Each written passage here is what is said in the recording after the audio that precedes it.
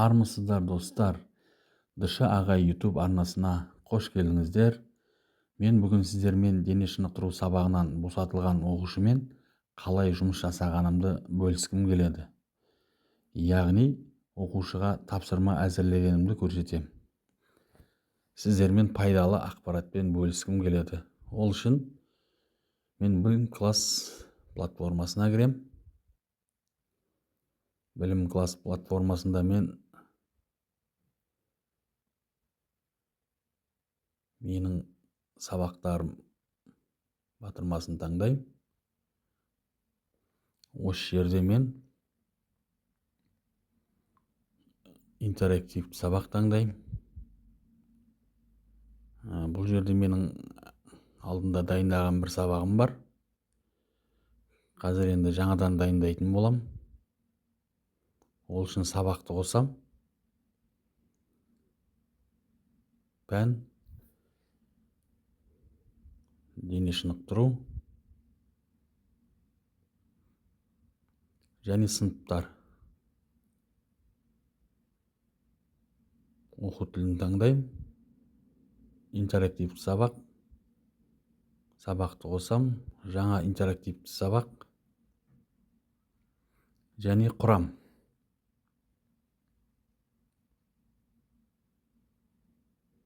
Бұл жерде мен алдын ала Word түрінде тапсырмаларымды, сабағымды дайындап қойғам.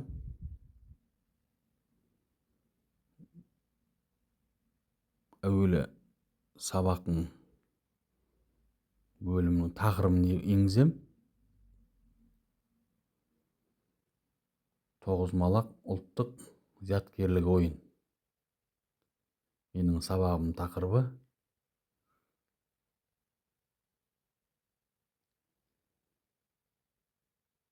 Сабағымның мақсаты оқушыларға тоғызқұмалақ ойынның шығу тарихын, ережесін үйрету. Зияткерлік қабілетін, логикалық ойлауын дамыту, ұлттық құндылықтарға деген қызығушылықты арттыру. Дайындаған конспектімді енгізем, яғни конспекттің мәтінін енгізем.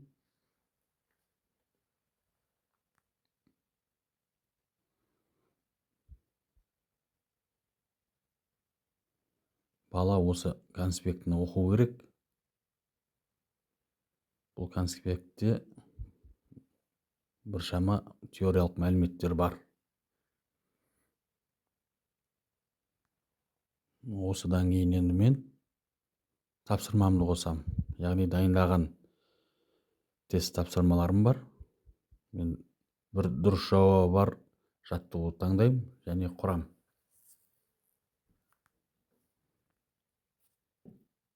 Тапсырмамның мәтінін енгізем.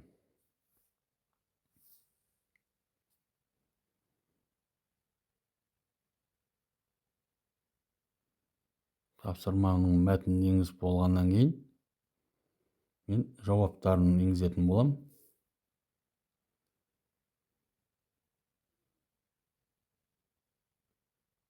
Бірінші бұл қате жауап.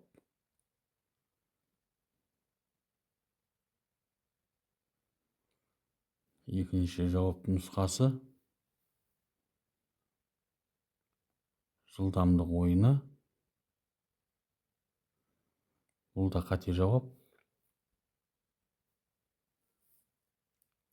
Үшінші жауап нұсқасы бұл дұрыс жауап. Тоғызқұмалақ қандай ойын түрі, яғни зияткерлік ойын. Менің бірінші тапсырмам дайын.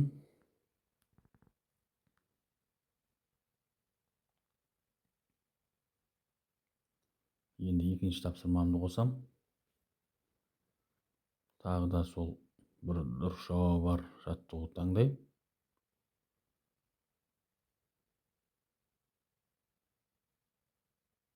Тоғызқұмалақ тақтасында неше отау бар?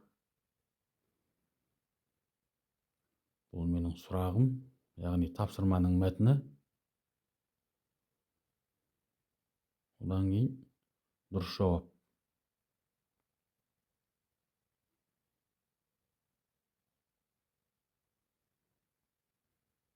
дауыс саны енгіздім. Келесі жауап нұсқасын таңдаймын. Бұл жерде қате нұсқа жазылады. Яғни бір тапсырманың бір дұрыс жауабы, екі қате нұсқасы.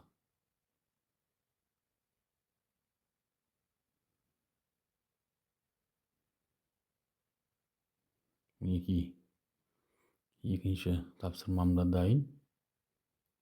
Содан кейін мен үшіншіге қарай кете берем. Сіз енді өзіңіз білесіз. 10 тапсырма, 10 сұрақ қойсаңыз да болады. 5 сұрақпен де аяқтасаңыз болады. Өзіңіздің енді ыңғайыңызға қарай.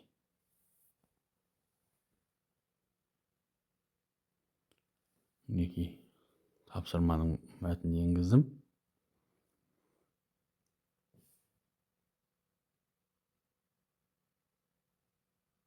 Осылай әрі қарай кете береді.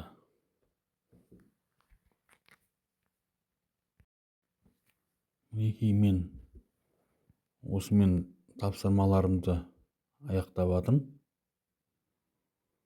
және сақтап қоям.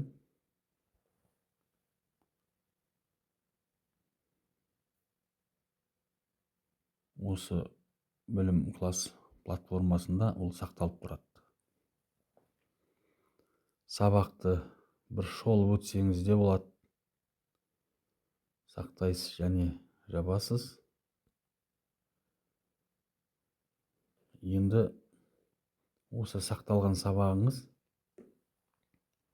осы білім класс платформасында тұрады.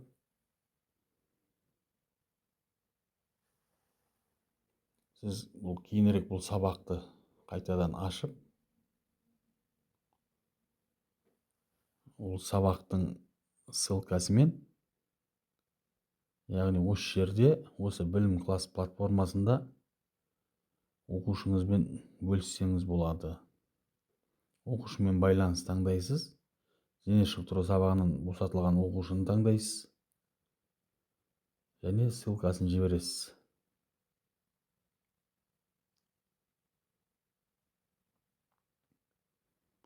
Жіберіп болғаннан кейін, егер де бұл оқушы білім классқа кірмесе, сіз оқушының нөміріне WhatsApp арқылы да жіберуге болады. Ссылкамен, яғни бөлісесіз. Осылай оқушыға орындатсаңыз болады. Ал егер де олай болмаса, мектепте де дене шынықтыру сабағына қатыспайтын оқушыға мектепте де жасатсаңыз болады.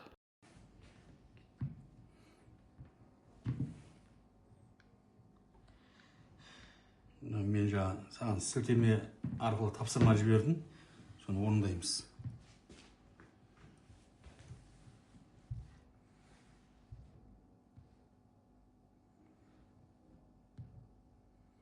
Тоғызқұмалақ ұлттық зияткерлік ойын сабағымыздың тақырыбы.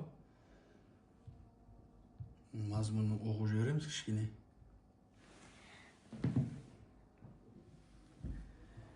Кішкене мазмұны бар.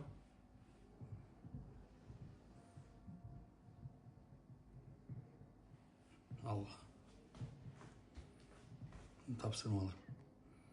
Тоғызқұмалақ қандай ойын түрі? Тоғызқұмалақ тақтасында неше отау бар? Дұрыс.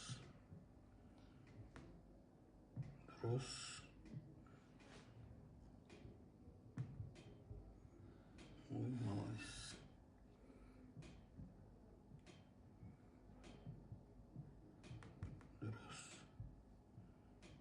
Дұрыс.